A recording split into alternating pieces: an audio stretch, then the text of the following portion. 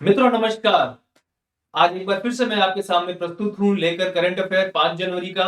और आप जैसा जानते हैं कि 14 मई को पीसीएस का प्रीलिम्स होने वाला है, तो ज्यादा समय नहीं रह गया है, तो अभी से प्रिपरेशन स्टार्ट कर देना है। एक चीज और, अगर आप कुछ सजेस्ट करना चाहते हैं तो आप जरूर कमेंट बॉक्स में सजेस्ट कर सकते हैं। आपको पीडीएफ भी अवेलेबल हो जाएगा, जल्द ही हम टेलीग्राम चैनल पर आपको इसको अवेलेबल करा देंगे। साथ में एक कॉन्टैक्ट नंबर भी आपको मिलेगा, जिसके थ्रू आप जो है हमसे जुड़ना चाहें तो वो जुड़ सकते हैं। तो चलिए आज का करंट अफेयर स्टार्ट करते हैं प्यारे साथियों। तो सबसे पहला आज है, which state government has launch the Didir Suraksha Kavach programme. तो दिदिर जो बना है, दीदी से बना है। दीदी दीदी कहां की है? दीदी बंगाल की। तो भाई देखो, जहां कोई भी योजना के सामने दीदी लगा हो तो बंगाल, अम्मा लगा हो तो अम्मा किचन चलता था ना, वो कहा तमिलनाडु। हालांकि अब अम्मा रही नहीं, अम्मा समझ गए आप लोग। और अगर बहन जी के नाम से आए तो फिर वो उत्तर प्रदेश। तो इस प्रकार से आप यहां पर दिदिर लिखा हुआ है ना। तो दिदिर सुरक्षा कवच कार्यक्रम शुरू किया गया कहां पर? तो दीदी से ही आप समझ लीजिए कहां पे शुरू किया जाएगा। ये शुरू किया जाएगा फिर आपका वेस्ट बंगाल के अंदर। ठीक है मित्रों। तो सबसे पहले दिदिर सुरक्षा कवच जो है ये वेस्ट बंगाल में शुरू किया गया। अब अगर हम इसका थोड़ा सा एक्सप्लेनेशन देख ले, तो पश्चिम बंगाल की मुख्यमंत्री ममता बनर्जी ने पंचायत चुनाव से पहले इसको लॉन्च किया है। और इससे क्या फायदा होगा उनको, वो पंचायत चुनाव में इसका फायदा लेना चाहेंगी। और इसके अंतर्गत जैसे आप लोग जानते हैं ना, हाल ही में बहुत ज्यादा न्यूज में था कि बंगाल के अंदर काफी ज्यादा वायलेंस हो रहा है, वहां पे हिंसा हो रही है। तो उन सभी चीजों को, और कई बार बीजेपी आरोप भी लगाती है, या दूसरे जो भी विपक्षी दल है वो आरोप लगाते रहते हैं कि वहां के हालात सही नहीं है, वहां पे लोगों को न्याय नहीं मिल रहा है। तो इन सभी चीजों को साधने के लिए ममता बनर्जी जो वहां की मुख्यमंत्री हैं, उन्होंने ये प्रोग्राम शुरू किया है। और लोग डायरेक्टली जो है वो आप जो पार्टी के कार्यकर्ता हैं, तो देखिए लगभग 3.5 लाख पार्टी के कार्यकर्ता 2 करोड़ घरों में जाकर इस तरह की कोई भी असुविधा लोगों को हो रही है तो उसके बारे में चर्चा करेंगे और वहां पर पूछेंगे और बताएंगे कि क्या चल रहा है, किस प्रकार से हिंसा को कम किया जा सकता है। उनको कोई असुविधा है तो उसको सही किया जाए, उनको सुविधा प्रदान की जाए। इस तरह की चीजें वो लेकर आ रही है। ठीक है ना। चलिए नेक्स्ट क्वेश्चन की तरफ बढ़ते हैं। Which state government has abolished the revenue policing system. Revenue policing system यानी राजस्व पुलिस प्रणाली को समाप्त करने का जो है ये कौन सा राज्य बना है? तो ये राज्य आपका बना है उत्तराखंड। कौन सा राज्य है? उत्तराखंड। चलिए इसके बारे में थोड़ा सा चर्चा कर लेते हैं। उत्तराखंड सरकार ने राज्य में राजस्व यानी पटवारी पुलिस प्रणाली को समाप्त कर दिया है। अब सभी जो राजस्व ग्राम है अब नियमित जो पुलिस व्यवस्था होती है उसके अधीन हो जाएंगे। ठीक है ना। तो पुराना जो सिस्टम हटाकर ये नया सिस्टम ला रहे हैं। जो अंग्रेजों के समय का जो सिस्टम चला आ रहा था वो सिस्टम अब हट जाएगा, कुछ नया सिस्टम लेकर आएंगे। नेक्स्ट क्वेश्चन की तरफ बढ़े हम। तो NTPC has started India's first green hydrogen blending operation in. तो देखो यहां पे जहां कहीं पर भी इंडियाज फर्स्ट आ जाए, है ना, यानी भारत का पहला, तब समझो कि वो काफी महत्वपूर्ण हो गया है। ठीक। तो इंडियाज फर्स्ट ग्रीन हाइड्रोजन। अब जानते हैं कि एनर्जी जो है काफी महत्वपूर्ण होती है, किसी भी देश के लिए एनर्जी सिक्योरिटी महत्वपूर्ण होती है। आजकल ठंडियां है तो आप इसके बारे में और ज्यादा अनुमान लगा सकते हैं कि इस समय आपको हीटर की या फिर कहीं पे भी आप जो है अलाव जलाकर इस तरीके से एनर्जी प्राप्त कर रहे होंगे। और ठंडियां तो काफी ज्यादा बढ़ गई हैं, तो वैसे में जो ग्रीन हाइड्रोजन की उपयोगिता और बढ़ जाती है। देखिए एक जो है आपका रिन्यूएबल एनर्जी होता है, यानी कि जिसे आप फिर से उत्पन्न कर सकते हैं, प्राप्त कर सकते हैं। एक होता है नॉन रिन्यूएबल, यानी जैसे कोयला हो गया, पेट्रोलियम हो गया, इस सबको अगर आप एक बार जला देते हैं तो वो समाप्त हो जाता है। लेकिन आप जो ग्रीन हाइड्रोजन की बात करें तो हाइड्रोजन तो हम फिर से उत्पन्न कर सकते हैं और इसको हम बहुत ज्यादा उत्पन्न भी कर सकते हैं। तो ये जो ग्रीन हाइड्रोजन ब्लेंडिंग ऑपरेशन जो ये शुरुआत की गई है किस राज्य में, यही आपको बताना है। गुजरात, पंजाब, राजस्थान या फिर उत्तर प्रदेश में कहां पर शुरू किया गया? तो कहां पर शुरू किया गया है? ये शुरू किया गया है गुजरात में शुरू किया गया है। ठीक। वो मोदी जी का जो गढ़ माना जाता है, अभी बीजेपी ने बहुत सारी सीटें जीती वहां पे। ठीक। तो और एक चीज ये भी पूछा जा सकता है कि इंडिया का पहला ग्रीन हाइड्रोजन ब्लेंडिंग ऑपरेशन किस कंपनी ने शुरू किया है, ये भी क्वेश्चन पूछा जा सकता है। तो उसके लिए आप बताएंगे एनटीपीसी, है ना। ये आपका क्वेश्चन हो गया। अब इसको थोड़ा डिटेल में देखते हैं। एनटीपीसी ने भारत का पहला हरित हाइड्रोजन शुरू किया है। ठीक है ना। और ये कहां पे शुरू किया? सूरत में शुरू किया है। गुजरात में जो है सूरत और इसके द्वारा पीएनजी, है ना, यानी कि पाइप्ड नेचुरल गैस। देखिए अब आपका तो नहीं पता, लखनऊ के अंदर काफी एरिया जो ऐसे हैं जहां पर अब पीएनजी स्टार्ट हो गया है, पाइप से सीधे डायरेक्ट घर में गैस सप्लाई हो रही है। अब आपको एलपीजी सिलेंडर के पीछे भागने की जरूरत नहीं है ना। मेरे यहां तो लगा हुआ है।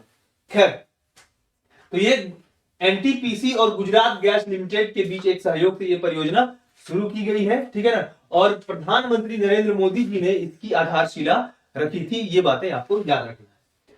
अगला क्वेश्चन हम देखते हैं, recently Indian Library Congress has been inaugurated by. तो यहां पर याद रखना, इंडियन लाइब्रेरी कांग्रेस की बात हो रही है। तो यहां पर जब इस समय लाइब्रेरी लेकर काफी ज्यादा चर्चाएं चल रही है, खास करके एक कंस्टिट्यूएंसी जो थी पिनरई विजयन की, जो कि केरला के मुख्यमंत्री भी हैं, उनकी कंस्टिट्यूएंसी को पूरा माना गया कि वहां पे वो लाइब्रेरी कंस्टिट्यूएंसी होगी, वहां पे सबको लाइब्रेरी एक्सेस प्राप्त है, ठीक है ना। तो हाल ही में इंडियन लाइब्रेरी कांग्रेस का उद्घाटन किसके द्वारा किया गया है? तो ये भी कौन है? पिनरई विजयन के द्वारा किया गया है। ये केरला के मुख्यमंत्री है। इसके बारे में थोड़ा डिटेल देख लेते हैं। केरल के मुख्यमंत्री पिनरई विजयन ने नेकरल के कुन्नूर वहां पे एक जगह है में, एक जगह समाहरणालय मैदान में भारतीय पुस्तकालय कांग्रेस का उद्घाटन किया, ठीक है। अब इसमें लोगों को विकास मिशन, पुस्तकालय परिषद इत्यादि को डेवलप करने का पूरा प्रोग्राम बनाया गया है। चलिए नेक्स्ट क्वेश्चन देखते हैं।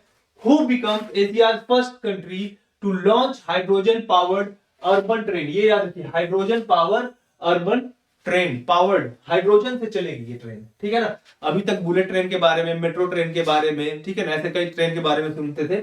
उन्हीं में से एक ये है जो ट्रेन होगी वो हाइड्रोजन पावर्ड होगी। अभी पेट्रोल से या डीजल से या इस तरह के इलेक्ट्रिसिटी से ये नहीं चलेगी, बल्कि कैसे चलेगी? हाइड्रोजन फ्यूल से चलेगी। इसके पहले देखा जाए तो जर्मनी जो ऐसा कंट्री था जिसने सबसे पहले इसको लॉन्च किया था, हाइड्रोजन पावर्ड ट्रेन। लेकिन अब एक और कंट्री जो एशिया की कंट्री है उसने लॉन्च किया। जर्मनी कहां की है? यूरोप की है। तो किसने किया? इंडिया, पाकिस्तान, चाइना या सिंगापुर? आपको बताना है। तो किसने किया है? ये चाइना ने किया। तो चाइना ऐसा नया नया इनोवेशन करता ही रहता है, ठीक है। तो चीन ने एशिया में पहला और दुनिया में दूसरा देश बन गया है। और सबसे पहले अगर इसकी बात की जाए तो सबसे पहले किसने शुरू किया था? सबसे पहले जर्मनी ने शुरू किया था, और अभी जो है चाइना ने शुरू किया है, ठीक है। नेक्स्ट क्वेश्चन की तरफ बढ़ते हैं। Which country has become the 20 यानी 20वां मेंबर ऑफ यूरोजोन? यूरोजोन वो क्षेत्र है, ठीक है ना, जहां पे यूरो करेंसी चलती है, उसको यूरोजोन क्षेत्र कहा जाता है। तो इसमें से कौन सा देश है? तो वो है आपका क्रोएशिया। क्रोएशिया अभी यूरोजोन में शामिल होने वाला 20वां सदस्य देश बन गया है, ठीक है। चलिए, तो इसमें याद रखिए एक चीज और, इसमें याद रखिए सेगेन क्षेत्र होता है वो क्षेत्र, ऐसा क्षेत्र है यूरोप में जहां पर एक ही वीजा और पासपोर्ट के साथ आप इन सभी देशों में यात्रा कर सकते हैं, घूम सकते हैं, ठीक है ना। ऐसे 26 देश थे, अब ये 27वां देश बन गया है। कौन सा? क्रोएशिया, जहां पर आप एक ही पासपोर्ट लेंगे और उसके द्वारा आप वहां का वीजा लेंगे और इन सभी देशों में घूम सकते हैं। वहां पर आपको ज्यादा चेकिंग, अलग अलग वीजा नहीं लेना पड़ेगा, ठीक है मित्रों। चलिए नेक्स्ट क्वेश्चन की तरफ बढ़े। Who has inaugurated the 100 metre Siyom bridge in Arunachal Pradesh? Siyom bridge Arunachal Pradesh, देखियो डीआरडीओ के द्वारा ये ब्रिज जो है निर्मित किया गया है, शियोम ब्रिज, और अरुणाचल प्रदेश में इसको इनॉग्रेशन हुआ। किसने किया? अमित शाह, नितिन गडकरी, नरेंद्र मोदी या राजनाथ सिंह? तो देखिए डीआरडीओ नहीं, BRO, border road organisation, sorry है। तो ये राजनाथ सिंह के द्वारा ये जो है ये इनॉग्रेशन किया गया है, ठीक है। चलिए नेक्स्ट क्वेश्चन की तरफ बढ़ते हैं। Government of India has launch the smart programme in field of? किस क्षेत्र में भारत सरकार ने स्मार्ट कार्यक्रम की शुरुआत की है, ये आपको बताना है। तो डिफेंस, आयुर्वेद, स्पोर्ट या एथलेटिक्स, इसमें से कौन सा है? तो इसमें से सही आंसर हो जाएगा आयुर्वेद। तो आयुर्वेद के क्षेत्र में स्मार्ट कार्यक्रम की शुरुआत किया गया है, ठीक है। तो इसमें भारतीय प्रणाली के लिए राष्ट्रीय आयोग मेडिसिन और सेंट्रल काउंसिल फॉर आयुर्वेदिक विज्ञान अनुसंधान, ये पूरा हिंदी में है, ठीक है, ने स्मार्ट कार्यक्रम की शुरुआत की है। तो ये याद रखना। और स्मार्ट कार्यक्रम किसके लिए है? आयुर्वेदा के लिए, ये भी आपको याद रखना होगा। चलिए नेक्स्ट क्वेश्चन की तरफ बढ़े हम।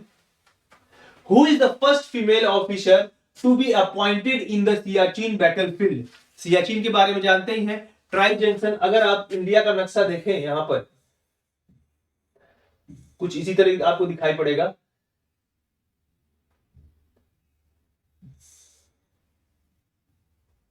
कुछ इस तरीके से आपको दिखाई पड़ेगा। तो यहां पर जो जगह दिखाई पड़ रही है ये आपका सियाचिन जगह है। तो यहां पर देखें तो इधर चाइना, इधर पाकिस्तान और इधर इधर इंडिया। तो ये दुनिया का सबसे हाईएस्ट बैटल फील्ड भी माना जाता है ये सियाचिन। और यहाँ पर अभी तक हमेशा जो है मेल जो यानी कि पुरुषों का ही यहाँ पर वही जाकर यहाँ पर अपॉइंट होते थे, वही यहाँ पे जाकर इस क्षेत्र को देखते थे। लेकिन अभी एक फीमेल ऑफिसर इनका अपॉइंटमेंट हुआ है, उनका नाम बताना है। तो पहला ऑप्शन है पूजा सिंह, दूसरा है आरती शाह, तीसरा शिवानी राजपूत, चौथा है शिवा चौहान। तो कौन है फीमेल ऑफिसर जिनका अपॉइंटमेंट वहां पर हुआ? तो कौन है वो है शिवा चौहान। ऑप्शन डी इसका करेक्ट हो जाएगा। चलिए तो इसका देखिए टेम्परेचर अगर की बात की जाए तो सियाचिन इतना खतरनाक और क्यों माना जाता है, खास कारण यह है कि यहाँ का टेम्परेचर जो है -60 डिग्री सेल्सियस तक हो जाता है। और अभी अगर आप देखें उत्तर प्रदेश में टेम्परेचर 5, 6 या 10, 12 के आसपास चल रहा है, ठीक है ना। तो इन दोनों के इनके बीच में पूरा दिन चलता रहता है। तो इतने टेम्परेचर में लोग जो है कितना ठंड से जो है सिकुड़ने लगे हैं। लेकिन यहाँ पर जहां पे -60 डिग्री सेल्सियस हो वहां की हालत क्या होगी आप समझ सकते हैं, ठीक है। चलिए next question, who has become the fastest bowler in India? ये तो भाई आप सब लोग जानते होंगे, ठीक है ना। अभी 155 किलोमीटर पर आवर की स्पीड से बॉलिंग हुई थी और किसने किया था? उमरान मलिक ने किया था। इसके बाद जो है जसप्रीत बुमराह है और फिर जो है सामी है, ये तीनों बॉलर। तो सबसे ज्यादा स्पीड में 155 की स्पीड से किसने फेंका? उमरान मलिक ने फेंका है, ठीक है। चलिए नेक्स्ट क्वेश्चन है, chief minister residential land right scheme has been inaugurated in, यानी मुख्यमंत्री आवासीय भूमि अधिकार योजना का उद्घाटन कहां पर किया गया? ये क्वेश्चन बनता है आपका।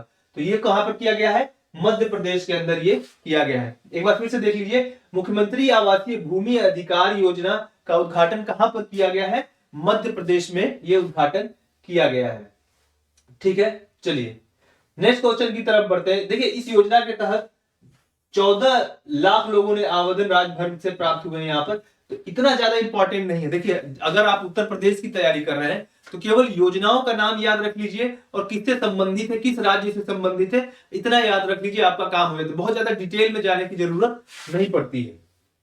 चलिए, विच स्टेट गवर्नमेंट हैज एक्वायर्ड मटिया बाग हवा महल, क्या नाम है? मटिया Bagh Hawa Mahal to preserve it as a heritage site. तो किस राज्य ने मटिया, ये क्वेश्चन काफी इंपॉर्टेंट है, याद रखना। मटिया बाग हवा महल ये का अधिग्रहण किया है किसी राज्य ने और उसे अब वो क्या बनाएगा? वो संरक्षित किया जाएगा और उसको विरासत के रूप में रखा जाएगा। तो कौन सा राज्य है? तो ये राज्य है आसाम। तो आसाम में ये भी कुछ ऐसे क्वेश्चन बदल सकता है कि ये मटिया बाग हवा महल किस राज्य में उपस्थित है। तो क्या बताएंगे? आसाम में उपस्थित है, क्योंकि हाल ही में इसको क्या किया गया? विरासत में शामिल कर लिया गया है, हेरिटेज में शामिल कर लिया गया है, ठीक है मित्रों। तो असम सरकार ने धुबरी में गौरीपुर शाही परिवार जो था उनसे इसका अधिग्रहण किया है, इस मटिया बाग हवा महल को अधिग्रहण किया है। उसके लिए 15 करोड़ 20 लाख रुपए उन्होंने पेमेंट किए हैं। तो खैर ये इसका बहुत ज्यादा रिलेवेंस नहीं है, लेकिन इतना याद रखना है कि गौरीपुर शाही परिवार याद रख लेना और जगह का नाम याद रख लेना, ठीक है ना। कौन था? धुबरी में धुबरी जगह का नाम और राज्य का नाम आसाम, इतना याद रख लेना, ठीक है मित्रों। चलिए तो थैंक यू, आज का हैव ए नाइस डे। और अगर आपने चैनल को सब्सक्राइब नहीं किया है और लाइक नहीं किया इस वीडियो को तो लाइक करिए, सब्सक्राइब जरूर कर लेना ताकि आपको नोटिफिकेशन मिले।